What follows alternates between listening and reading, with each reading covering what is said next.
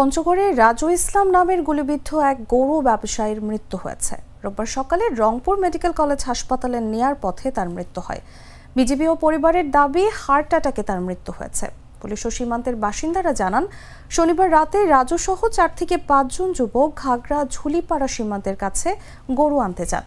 এ সময় ওই সীমান্তের বিপরীতে ভারতের কাঞ্চনজঙ্ঘা বিওপির বিএসএফ সদস্যরা তাদের ধাওয়া দেয়। এক পর্যায়ে সবাই পালিয়ে এলেও রাজুর 2 পায়ে গুলি লাগে। ঘটনাস্থলের পাশেই রাজুর বাড়ি হওয়ায় গুলিবিদ্ধ অবস্থাতেই রাজু বাড়ি ফেরেন।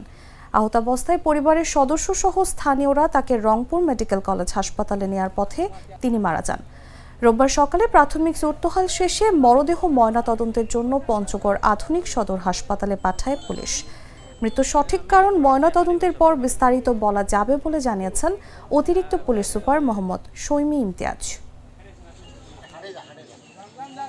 গুলি তাকে লাগছে এটা সত্য, কিন্তু গুলি লাগার পূর্বে আগে সে 1 থেকে 2 বার সে স্ট্রোক করেছিল হার্টের সমস্যায়। সে হার্টেরও সমস্যা আছে, গুলি লাগাই সে মারা গেছে। আমরা বিজিবিকে বারবার বলি যে বর্ডারে যাতে কেউ না যায়। বিজিবির অবহেলার কারণেও এটা একটা অপ্রীতিকর ঘটনা ঘটছে।